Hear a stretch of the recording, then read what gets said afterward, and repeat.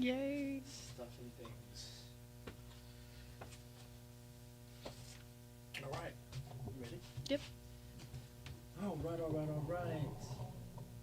Are we good? Can we hear me? Yep, I can hear you. Mic check 1 2. This is your boy Jive English, and we are back. It's a new year. Susan? It was me. Wait, your mic is lower. Your mic, the sound is lower. Testing. Mic check 1 2. Mic check 1 2. Yeah, I can hear you, but it's low. Testing one, Alright, another two. one. Mic check 1 2. Mic check 1 2. Mic check There we 1 2. go. I got it. All right. No. We're good? Yep. There we go. Right. All right, it is your boy Jive English once again, and we are back with another queued up interview session, and we have an amazing person in the room. Navia. Oh no, I got you. I want to say some stuff. Okay. She is an amazing vocalist, a very, very a different vocalist for this area. I liked her sound. She recently was on the first ever moving concert at the MLK Day Parade. You might have seen her performing at DOS Box. Just a dynamic singer. Very powerful. And you will love everything that you hear. We're going to get to all that cool stuff about her sound and all her stuff. But we're going to introduce you to right now, Navia. How you doing? Hey, what's up, y'all? Did I do it? Did I do a little good? Yeah, Did I you do did. it? You did. I did a little something. Hey, what's up, y'all? It's your girl, Navia. I hope all my fallen angels are doing okay out there in Savannah, Georgia. Yeah, that's what's up. So let's talk about it. You are a Savannah native? No? Where are you from? Originally from upstate New York, Binghamton. Raised in the suburbs of Long Island, New York. There's a suburbs in Long Island? Yes, there is. There's the that's 5 new. boroughs of New York, and then there is the suburban area of New York as well. The outcast, kind of. The Outcast. They don't really claim us, so Yeah, I know you're not in any of the rap songs at all. no. No. So yeah, raised in the suburbs, moved to Brooklyn for like 2 years, and then The suburbs of Brooklyn? Is no, there- no, just Brooklyn. That just borough. just the Yep, just borough. the thing. Okay. And then eventually moved down to Savannah, Georgia in 2019 of 2019? November. Okay, so you just like a Yeah, I got 5 years of experience down here in Okay. the South. How you feel about this winter they got for like 3 days? It was different. I was actually very shocked that it actually snowed. I did not expect it to snow. I didn't either. Yeah, I really didn't. I thought it was going to be like, you know, how the hurricanes were, where they like go ahead and say all this stuff, but it really wasn't serious. So it was actually a shocker, but it was also good to see that the Southerners could like experience that and, you know, just be And slide to off have the road that like winter everybody- wonderland, you know, fantasy. Oh of yeah, they going out definitely there. took everybody took advantage of the snow. Yeah. Definitely. We're gonna be talking Me, about I this almost days. bust my ass a couple of times.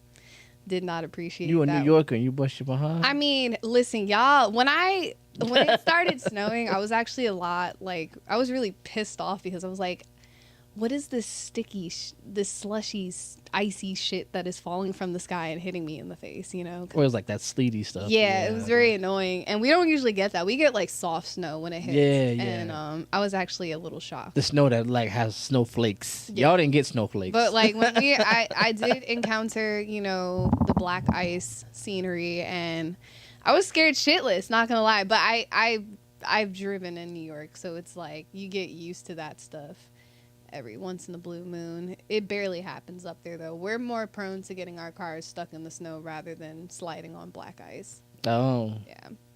Okay. Dope. So you are an amazing vocalist. I am. I like how you own that. Yes, that is me. I am that person. what got you? Where's your birth in music? Where did you find your My desire? genre? Your desire. Let's go to the desire. Like, Desire. let's go. Okay. Let's start with that. I grew up with a very black cultured family. So a lot of the music that we would listen to is just strictly R&B, old school. Like the Temptations. Okay, old school, old Yeah, school. Okay, New okay, Edition. okay, Yeah, you know, so I okay. have some like, you know, I got some, the hell is it called? Experience. Experience. Yeah, with old school. This room makes people forget words. I just want you to know that. No. You're fine. You're fine. No, it's not just you. I just want you to know it's a okay. phenomenon. So,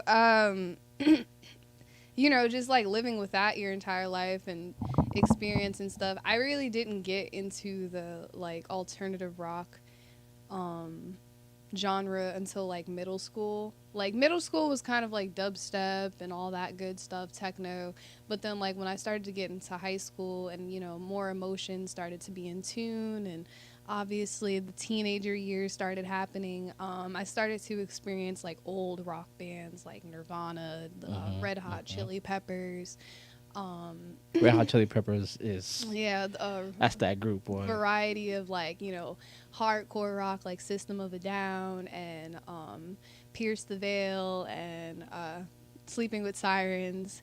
So like, you know, coming from like that and then a mixture of R&B, I kind of like created this thing where it's like I have a versatile genre where I could make R&B and rock as a mixture. So like kind of like neo like Okay. neo R&B, you know, like So, when did you start singing? Like, when did you like? Okay, I have a voice. When like did you sing in church? Did you like just sing on the bus? What yeah, did you do? so I started off in church at the age of 8 years old. I have a godfather. That is very black. Yes. Yes. At the age of 8, I started off in St. Mark Remnant Ministries Church in Long Island, New York. And, you know, I used to go every Thursday and sing in the choir with my sisters. And, you know, I encountered a man who was behind the scenes of, you know, playing the piano and stuff. And eventually he seen that, you know, I had a gift and obviously took me in, and, you know, that he became my godfather. And I was blessed with godparents in the church. And then, you know, I kept going to Sunday church and stuff. And then while I was in school, I was in chorus. So, you know, I had a lot of support when it came down to learning how to sing and stuff. And then, you know, eventually by the age of like 16, 17, I was like, I kind of wanted, you know, take it seriously. I feel like, you know, that's when I started learning how to write poems and writing and stuff, and kind of brushed into making music, like writing my own songs. So once I realized, you know, I had a talent for writing music as well as singing and, you know, doing arts and crafts and all that other stuff, by the age of 20, I kind of really took it seriously, started recording in the studios of New York and Savannah, Georgia. And then, you know, I started to get in tune with going to open mics here in Georgia when I first moved down here. And, you know, I had a lot of performers and live artists that, you know, attended these things start to, you know, see that I was definitely capable of, you know, taking the next step. And I had got my first offer to perform at El Rocco's Lounge downtown Savannah, Georgia. Okay. So that was my first gig. And then I had another gig with Totally Awesome Bar. Right. After Totally Awesome Bar, it progressed in going into the Mega Pop-Up Live Farmers Market in Pooler. Clay Hodges had hosted that. And then it ended up from the Mega Pop-Up Live to DazBox. Right. And after DazBox, it just kept. I just kept getting booked. You know, I just kept getting. So booked. when you were looking for your sound, like who were your influences? Like I would have to say my number one influence is XXXTentacion. He is no longer with us, unfortunately. He was more on the grunge rap type of genre. Another person I really looked forward to, just with his writing, it was Juice World, Mac Miller, and I know his album just came out, Balloonerism. I enjoyed it so much. But yeah, those would be my main three. And then if we're talking about like female artists, like I would say Kalani, definitely. I would say Flyleaf, because they're like a Christian band and stuff. And the last person I'd have to say for female, Whitney Houston. Oh, and Mary J. Blige. I love them. I gotta have my Mary. Dope. So you are, for a lady, very tall. Yes, I am. Very lean, very model-esque. Yeah. How easy is it to kind of like trip up and get into modeling and kind of stray away from music? So when it comes down to the music, the modeling is also a part of that. So I take it you are a model. Yeah, I'm a model and a singer. I kind of do everything. But Okay. Mainly modeling and singing are my main two. Okay. I am 5'9", and I weigh 131 pounds. So you're very model-esque. Yes, very tall, slender. I always bump and fall. And I'm a very clumsy person. It is very annoying, actually, because to have like big feet and to be tall and stuff, and then also pigeon-toed and boat-legged, it has Goodness its days. gracious. It has its moments. You make it sound like you walk in cursive. I don't know. Shit, I need two left feet when I roller skate. Oh goodness. No, you are a very dynamic singer. Very powerful. I was very the first time I saw you was at Dasbox, and I was very like, okay, I saw your outfit, I saw the way you carried yourself, and it didn't give anything away. Okay. So I was like, oh, I have no idea what's. Yeah, what she's probably just some regular like rapper, R&B singer, because I did have that. Wait, was it the?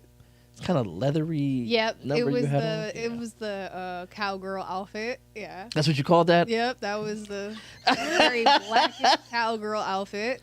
All right.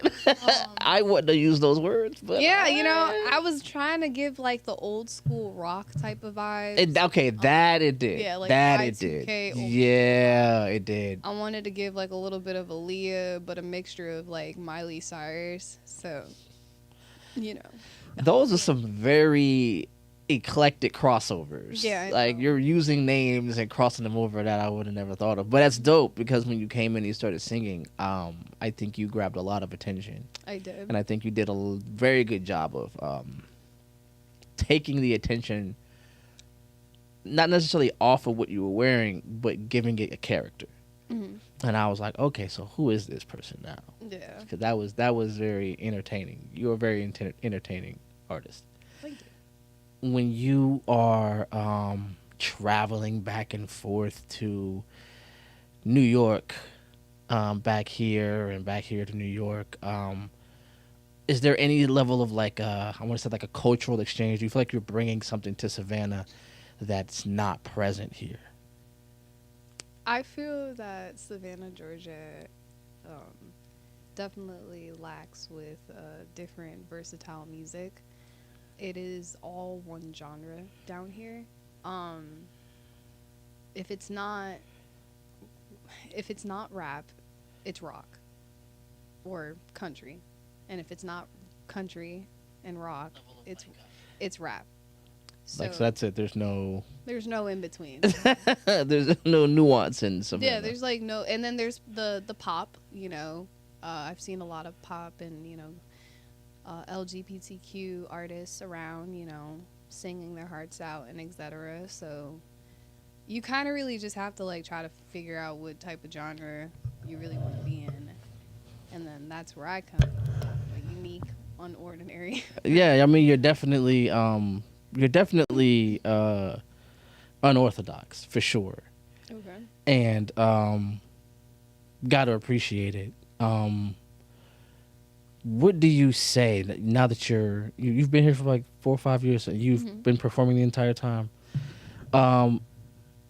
There is an ongoing conversation about just what you brought up about the difficulties of sort of breaking ground here in not Hinesville. It's where I live. In Savannah.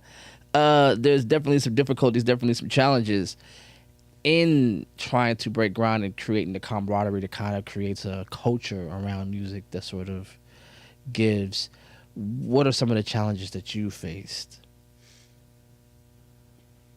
If you haven't faced any. I mean, I think the only thing I've really faced is like realizing that not everyone's gonna be there to support you.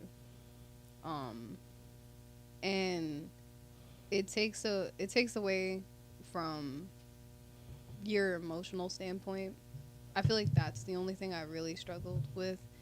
Other than that, getting to where I've gotten, I really couldn't tell you how it happened. It happened so quick in a timely manner when I was broken and I wasn't healed. And like obviously around the time that I blew up was after my breakup. So it was more of a I'm hungry. I want to eat, you know, like I want to strive. I want to show that stupid motherfucker that I am. There's a revenge success. Yeah, you know, you're going to see me everywhere. You're going to see me definitely everywhere. You're going to see my face on every venue possible in Savannah, Georgia until I run your ass out of Savannah, Georgia. Is this guy an artist? No artist, just the ordinary white boy. Yep. Mm-hmm. Just the ordinary white boy. They make a lot of those. We're lousy with ordinary white guys. It's crazy. You wouldn't guess it. Don't get me wrong. I still got hella love for him. Right. It's just, so you don't think that there was something about like the power and maybe your performance and a lot of the energy that you were giving that sort of came through in your performances that were like, yo, I need to. I definitely feel that like it's like a trance that I go into. It's like everything that I've encountered or everything that has been bestowed on me, people that have hurt me, people that have came into my life and used me and etc. It's more so like you would see that like in a movie, you know, where a person like can't get up because they're fighting their most like strongest opponent and etc. I feel like me myself is my strongest opponent. I feel like I'm battling with myself in the mirror each and every day. I try to tell a lot of people that I take mental illness very seriously. I too struggle with mental illness, and one of my biggest things that I've struggled with is learning to invest in myself, love myself, and take the time and energy to put it in my music, you know, because I'm so focused on looking for love that, you know, I end up getting lost in another person, and I end up losing myself in the end. So I feel like this was my biggest accomplishment. I feel like this is, you know, I did not expect myself to be here. And the breakup was only 2 years ago. So like like, okay, so, and I'm gonna give you some the crazy thing is I get it, because somebody might hear 2 years ago, that's crazy, that's such a long time ago. But when you are really into somebody, yeah, it takes so much time to wash them out because they're in every pocket of who you are. Yep, in your brain. Everywhere everywhere you go, they're there. I had a relationship that ended, and it was another 3 years before I felt that person was like 90% washed out, right? Like I was still like, goodness gracious, like this person, I could still feel them. It's a you know soul what I mean? tie. Yeah, and definitely have a soul tie with a person. Definitely have. It sucks. It really does suck. Yeah, so it's definitely a challenge in order to free yourself, but on the process of that, what do you get to have? You get to have this amazing music that is birthed from so much fire. You know what I'm saying? So Yeah. do you feel like you've been able to turn some of that energy into... I feel like the Scorpio in me is just like, fuck yeah, we're gonna go all dark, you know? Like, so it's like, Our producer back here is just... yeah, you know? Like, if you could hear her... Goodness gracious. It's being with a... It's hard to find good help these days. It's No, just... yeah, like, it's so crazy to me. Like, that is my biggest thing. Like, I've always said I like to, I just really like to challenge myself a lot. I have a mom where she's like, you walk the walk, but you never talk the talk. And it's like, I walked the walk and I talked the talk when I had gotten my first car. I walked the walk and I talked the talk when I did my first show, my first gig with 25 people for an opening. You know, getting paid for these shows now. So it's like, I like to see that I'm progressing more than what I was 2 years ago. So what's your challenge now? You're getting paid now, you're being requested, which is, these are no small feats. Yeah. So going from obscurity to being booked and not searching and being sought out, that's very... Congratulations to you is what I want to say. Thank you. Like, that's dope. I really do. You know, every now and again, your old boy don't still get gets... don't get me wrong. It's still winter time. So, like, obviously I'm not going to have a lot of bookings and stuff because, you know, the South is the South, you know. I feel like once the summertime hit, everybody going to be outside. And then I know I'm going to be definitely getting booked at a lot of venues. And they're going to need people to sing and et cetera. Just right now, I think the only thing that I'm challenging myself to do is write more and be more out there in the community of Savannah, Georgia. I'm a very antisocial person. Oh. The healed me likes to work, eat food, smoke my blunt, and go to bed. But somebody said that earlier. It's crazy. I don't know who said that. But for the most part, yeah, I definitely want to give back to the city of Savannah. And, you know, was Savannah the first place you ever got a booking? Is that so? This is where you first... All my bookings are in Savannah, Georgia. So okay, and I kind of want to like do this thing where I can get more alternative rock girls and, you know, have like a form of a band or something, and, you know, just, I don't know. So they got Park Vibes event, but I want to do like a gothic Park Vibes event where it's like candles and etc. But instead of morning time and evening, I want to do it at night where we're sitting there in the Forsyth Park and just like chilling and stuff. Jam session types. Yeah, you know, just listening to a whole bunch of rock music and anything you can think of or your heart desires or whatnot. I'm gonna try it out and see.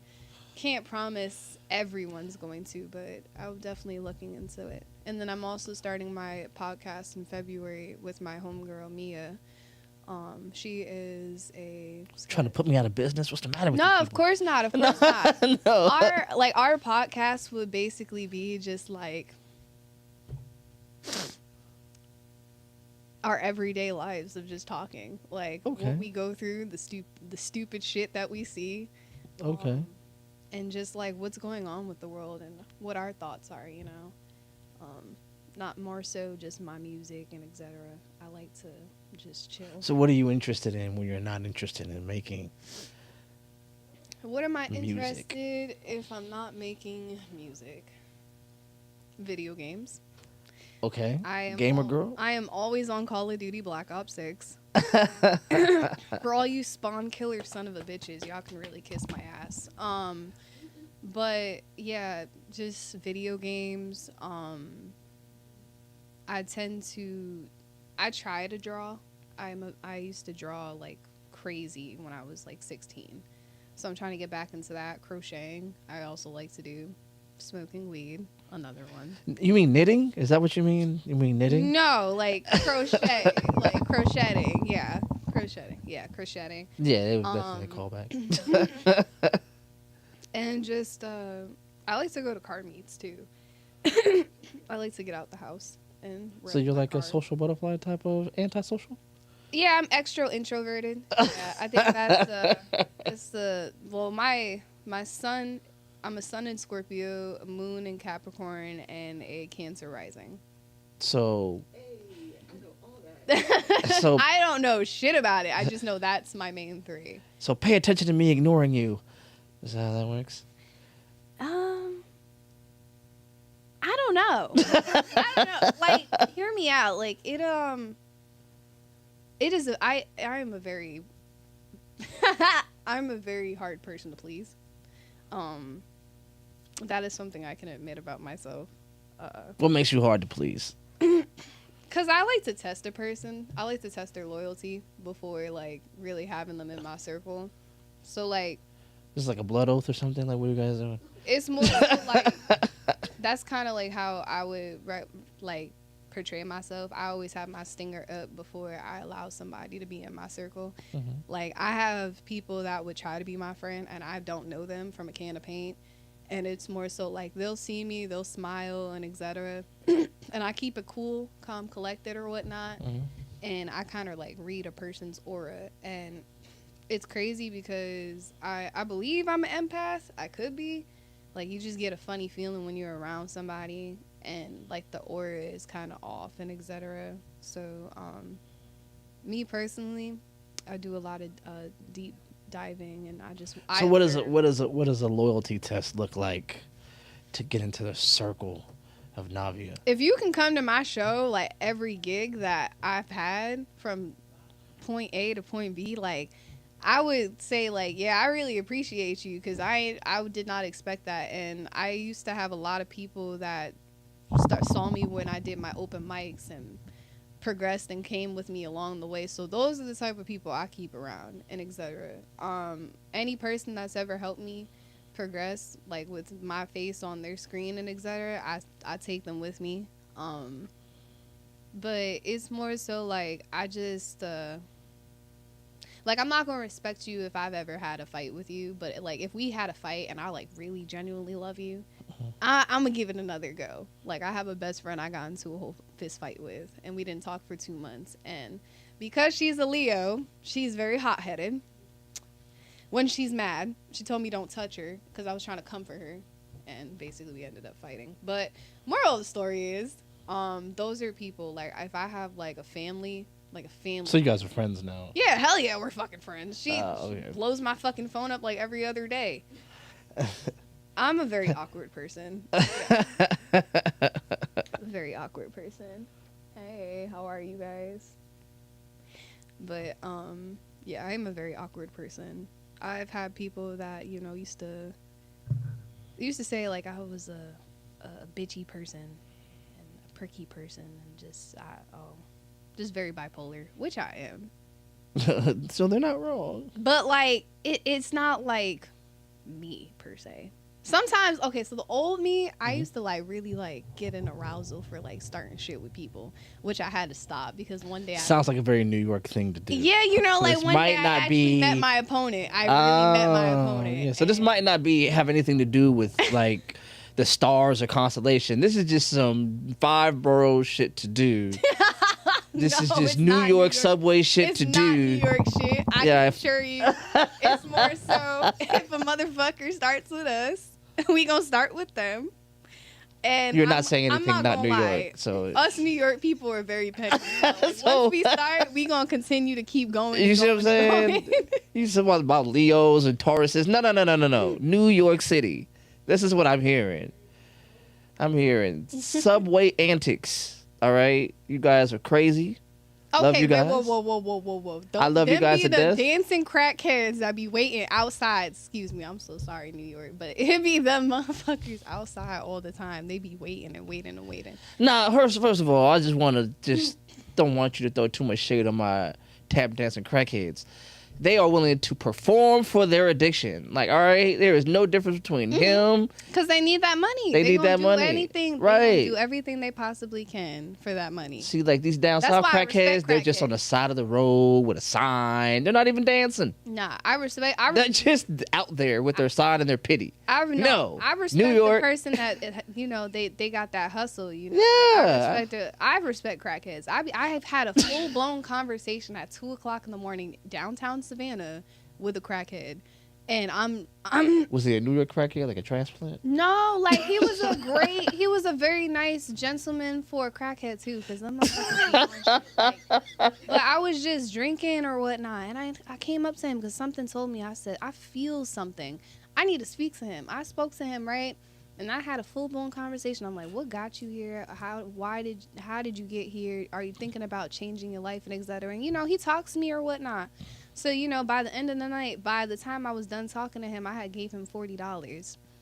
I gave him $40, and I had seen that he had got his life together. 3 months later, got clean and everything, got a room. He was renting a room, and he was working at a restaurant downtown Savannah, and he was doing crack. Yo, no. I don't think he was on crack. Because he had full blown. Because he rooms.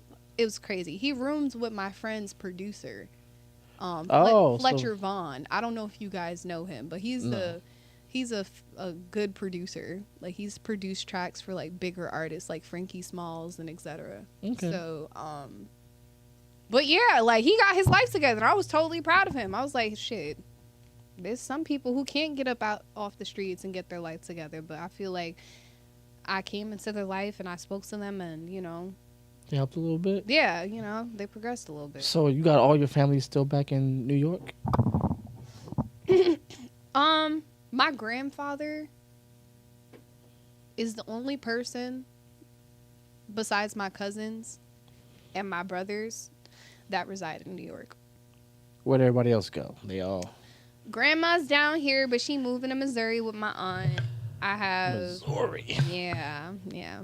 My aunt is a drill sergeant.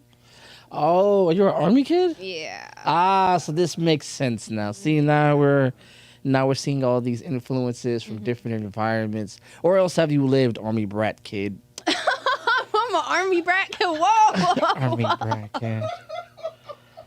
Whoa. Wait a second now. I know, right? He like... Right, Army brat kid. You're in a room full of Army brats. Like, so, okay. so you were... I was born in Germany. I've lived in Alaska. Okay. So I feel like I could do that. So it's like, I would not say I am a Army brat kid. I would say I am a supported kid that has military background, like a military background. That's with called family. That's called like double speak. This is Army brat. Yeah, something like that. But like, yeah, anytime my aunt would move, we would move with her, and she would try her best to, like, obviously, have a good distance to still see her family. Okay, that's what you're saying. So, there's effort there, and I always say this, like, if there's anybody that I idolize and that I really, like, look up to, it would be my aunt. Like, Okay. She's the only person that has a high school diploma, college degree, and etc. in the family, and and I'm doing the same thing, so I'll probably be the first person on my mom's side with a college degree. Nice. So. That's dope. Yeah. So you're I'm a college. I'm not a college brat. I'm a Army brat. Yeah. I still, and the crazy part is I still get, like, the spoil treatment, the little Coach bags and MK bags every once in the blue moon. See, ain't nothing wrong with that. A little Ugg boots. Yeah. Yeah, I never got that either. Anything my she people don't was want. lower enlisted. Yeah. So, we got to eat every day. That was so dope. Eating all the time and stuff. Mm-hmm. Yep. Yeah. The Domino's pizza. Yeah. Every night. Yeah, it was pretty dope. The trips I used to. Oh yeah, you're gonna have to. Flag. Yeah. Oh man. Yeah, I do remember things like that. I've never been to Disney World. Yeah. So you because that makes sense now. Like, when you grow up and you have so many different influences, people from different walks of life coming in. I think the guy from used to be from House of Pain. He became his own artist, and a friend of mine introduced me to his music. It's one of my favorite albums now. But he was just like, we had a conversation. He goes, I think you would like this. Yeah. And he gave it to me. And another guy, this was when I was younger, he gave me an Blues Traveler. And it was their first album. And because of those influences, you know, I'm able to reach into a different bag when I'm creating just poetry or whatever I'm doing. Yeah. And that's a secret sauce that I think a lot of kids who have been able to be traveled have. You sacrifice a lot because you don't have I don't have like lifelong friends. Like, oh, I grew up with this person and I remember them from first grade until like today. Like, I don't have a lot of those because the environment changes. And this is before like the internet like that. So when people left, they were kind of just gone. You feel me? So there's a give and a take, and some of it is tragic, but some of it is magic at the same time. So now that you're saying that, it's like, oh, I get it. Yeah. Because you've been gifted with so much. It costs a lot. Yeah. And I think that's something that we don't understand about gifts. Gifts cost. You don't get all the good things. There's some stuff that comes with it, and some of these gifts are heavy. Yes. You know what I'm saying? So if you're an empath, so to speak, or if you're a thoughtful person, or if you're a deep artist, the depths that you have to go to get those things, other people may not be able to go, but it doesn't make it not hard. I feel like I try to tell a lot of people, I said that saying that God gives his strongest battles to his strongest soldiers, I feel that is very true. I could say I've endured a lot growing up, and just with like, you know, everything I did go through,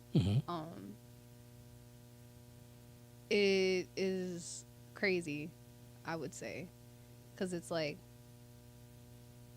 I had people in the past that say you're gonna be something special, just keep trying. And you know, like when I was struggling, and you know, obviously I had that phase where I didn't want to obviously be here and stuff. I had people to encourage me along the way to tell me like, you're gonna be something special. Like keep going, keep striving, keep writing, keep singing. You know, don't stop, because this is a talent that you have that God gave you. Like, keep going. And you know, I never really like understood it. You know, my grandmother, she would tell me the same thing. Like when I was younger, she was like, you know, you go ahead and you cry about a lot of shit because you're a crybaby, and you know, sometimes you just need to bite the bullet and deal with shit.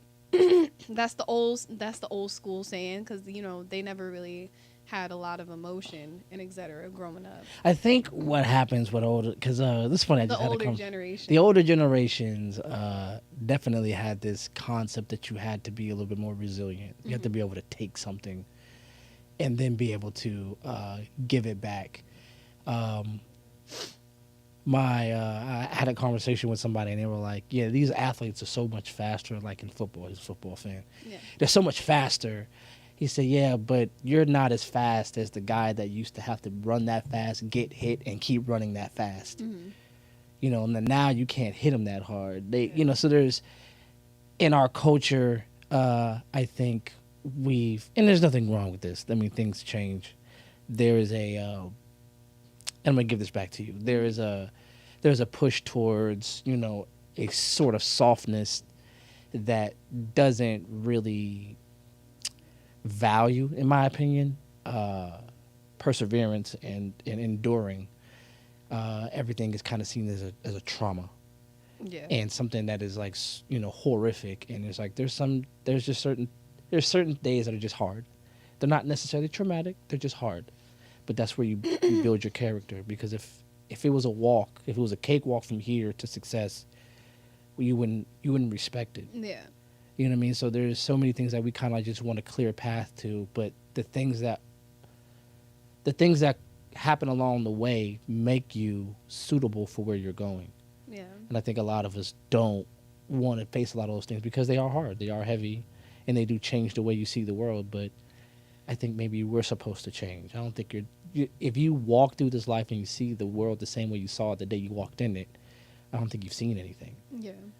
And I feel like if you haven't, that was another reason why the relationship didn't work out really well. It's just because when you have two people that come from two different backgrounds, and two different lifestyles, I always, like, I say this now, it's more so like I went through the struggle, whereas with him, he didn't go through anything. Like, he didn't have to.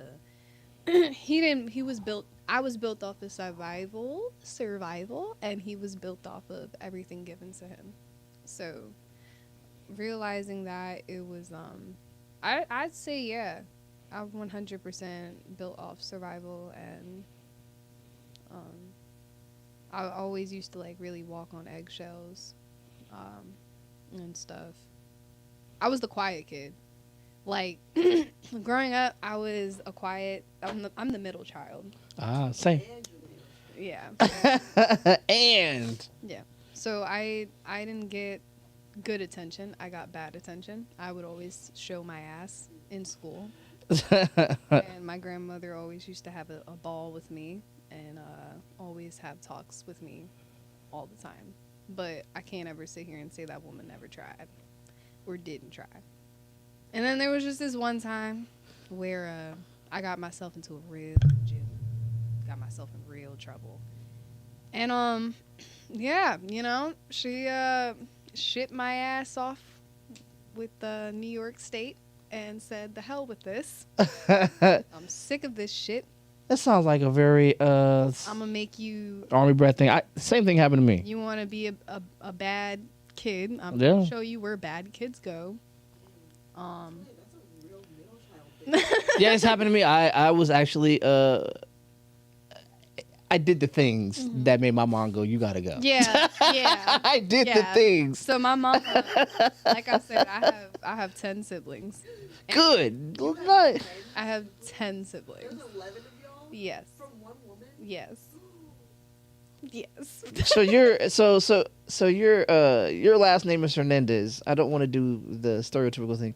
Are you Afro-Latina? I'm Afro-Latino. Yeah. So, yeah. My dad, he's Puerto Rican and black. My mom is black, and I think we're from the islands as well. There's a lot of I don't say that too loud. You know. oh. Trump is in office, and he don't like immigrants. Well, I can assure you, I got my green card. No, I'm kidding. I just all see. jokes. Leave me the So, fuck but alone. 11 of y'all. Yes, 11. Y'all can't be on the porch at the same time in New York. That's called a gang. Y'all get arrested. When all I will say is, all of us had each other backs. Yeah. Yeah. Like, Yeah, that's a gang. The Hernandez is coming, yo. It's well, actually, it's so my mom. I get it. We all You're amongst friends. Yeah, you know, my mama, she was a very sexually active person. She was grown. Don't let your mama be grown. Let your mama be grown. Let my mama be grown, because I'm grown. You know, like, Let your mama be My grown. mom, I mean, my aunt is my mom. My grandmother is my mom. My mom isn't, like, present in my life. So I'm still I'm in the phase where I'm still trying to forgive and also allow her to be in my life again. Obviously it's gonna take time. I do feel sympathy towards her, kind of. So your mother is more. You have more like a friendship relationship with your mother. Is that what you're trying to say? My mom, yes, my mom was more of a friend than a mother. She had her battles as well. There's not too much I would really want to discuss with that, but what I can say is she just wasn't really there in my life. like how a mom's really supposed to be. So I don't have, that mother's touch when it comes down to making proper decisions as a lady sometimes. But Your artistry. I think that coming from producer. I'm sorry. no, you're fine. Goodness gracious, You're I was good. stuck in it too. Like, yeah, that was a great question. You guys can ask. I feel that I lost my dad at a very young age too. I'm sorry to hear that. It's okay. So with not having those two as, a figure, yes, I would say that definitely did influence my music a lot more. But what I will say is I think after the death of my sister, that's what really that really took a toll, and I really just started to write more, like from the heart. But I do feel like I did lose my path with God when I did start to write, because I started off in a church, and I used to sing through God through me. Mm-hmm. Like I always had God flow through me with my music. But then as I grew up, I went farther away from where the church was, and I ended up losing myself in the process. So there was more hatefulness and anger and just resenting when I was writing my music. I will say, though, I have been taking the time to work on myself and be more active when it comes down to being around my family now. They are basically my lifeline when I have nobody.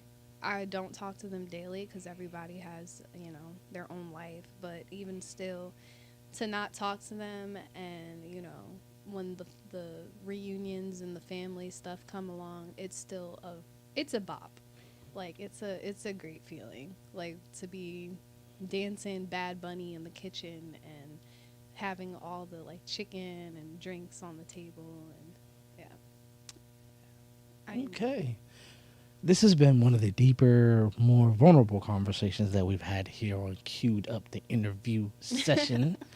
Man, I really like what I'm hearing. You're a very thoughtful, deep person, and I thank you for your time. Thank you.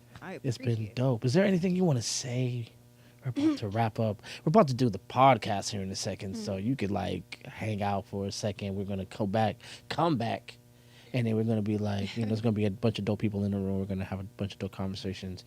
So tell us where we can like find some of your music. Tell us where we can like see you next perform live. So you could find my music on Spotify, Apple Music, and anywhere else on all streaming platforms. My name is Navia, Navia, not Navia, not Navia, not Narvia. It's Navia.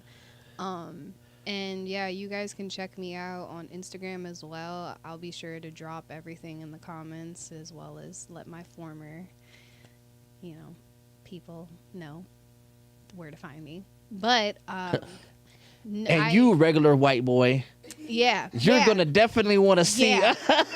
You gonna see my face on all them venues. You're going to feel real regular when you see the blow up. Yeah. All right. We're going to make sure that happens. But as of right now, nothing for bookings. Well, at, venues and stuff. I have no shows as of right now. I am obviously partnered with I912 TV and on the label of Chalkline Records. So we do have some upcoming stuff as far as like touring and doing shows in the summer. And I believe I believe I'm going to be in a movie, but I'll have more details later on. No, she not. They gonna sign an NDA. She ain't gonna. You just gonna see her on TV. No.